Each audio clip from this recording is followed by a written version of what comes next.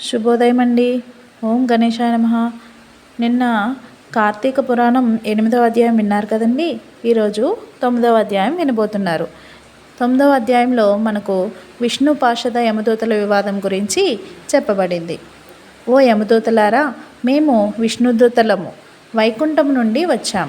నీ ప్రభువగు యమధర్మరాజు ఎటువంటి పాపాత్ములను తీసుకొని రమ్మని మిమ్మల్ని పంపాడు అని ప్రశ్నించారు. అందుకు జవాబుగా యమదూతలు, విష్ణుదూతలారా, మానవుడు చేయు పాపపుణ్యాదులను సూర్యుడు, చంద్రుడు, భూదేవి, ఆకాశము, ధనుంజయాది వాయువులు రాత్రింబవళ్ళు సంధ్యాకాలము సాక్షులుగా ఉండి ప్రతిదినం మా ప్రభువు కడకు వచ్చి విన్నవించుచుండురు. ప్రభువులు వారి కార్యకలాపములను చిత్రగుప్తునిచే చూపించి ఆ మనుజుని అవసాన కాలమున మమ్ము పంపి వారిని రప్పించెదరు. పాపులు ఎటువంటి వారో చెప్తాము వినుడు.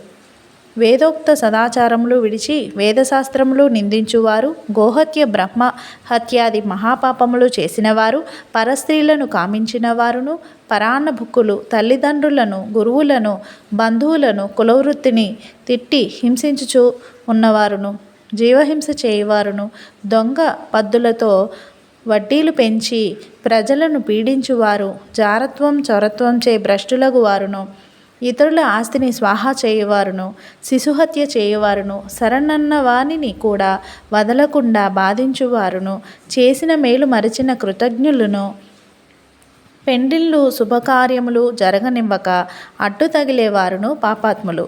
వారు మరణించగానే తన కడకు తీసుకువచ్చి నరకమందు పడత్రోసి దండింపుమని మా యమధర్మరాజు గారి ఆజ్ఞ. అది అటులుండగా ఈ అజమీలుడు బ్రాహ్మణుడై పుట్టి దురాచారములకు లోనై కులభ్రష్టుడై జీవహింసలు చేసి కామాంధుడై వావి వరసలు లేక సంచరించిన పాపాత్ముడు. వీడిని విష్ణులోకమునకు ఎట్లు తీసుకొని పోవుదురు అని అడిగారా? మీరెంత అవివేకులు! మీకు ధర్మ సూక్ష్మములు తెలియవు. ధర్మ సూక్ష్మములు ఎట్టివో చెప్పెదము వినుడు. సజ్జనులతో సహవాసము చేయువారును, జప దాన ధర్మములు చేయువారును, అన్నదానము, కన్యాదానము, గోదానము, సాలగ్రామదానము చేయువారు, అనాథ ప్రేత సంస్కారములు చేయువారును, తులసీవనము పెంచువారును, తటాకములు త్రవ్వించువారును, శివకేశవులను పూజించువారును, సదా హరినామస్మరణ చేయువారును, మరణకాలమందు నారాయణ అని శ్రీహరిని గాని, శివ అని శివుని గాని స్మరించువారును, తెలిసిన గాని తెలియక గాని మరే రూపమున గాని హరినామస్మరణ చెవిన పడిన వారును పుణ్యాత్ములు. కాబట్టి అజామిలుడు ఎంత పాపాత్ముడైనను మరణకాలమున నారాయణ నారాయణ అని స్మరించుచు చనిపోయెను గాన మేము వైకుంఠమునకు తీసుకొని పోదము అని పలికారు. అజామిలుడు విష్ణుదూతల సంభాషణలు ఆలకించి ఆశ్చర్యముంది. ఓ విష్ణుదూతలారా, పుట్టిన నాటి నుండి నేటి వరకు శ్రీమన్నారాయణ పూజ గాని, వ్రతములు గాని, ధర్మములు గాని చేసి ఎరగను.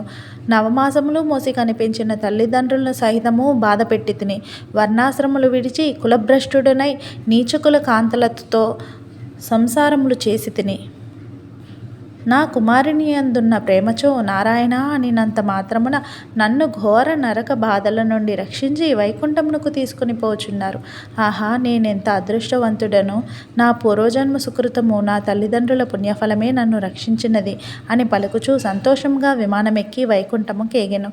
కావున ఓ జనక చక్రవర్తి, తెలిసి గాని తెలియక గాని నిప్పును ముట్టిన ఎట్లు బొబ్బలెక్కి బాధ కలిగించునో అటులనే శ్రీహరిని స్మరించిన ఎడల సకల పాపములు నశించి మోక్షము నొందెదరు. ఇది ముమ్మాటికి నిజము. ఇట్లు 9వ రోజు పారాయణం సమాప్తం.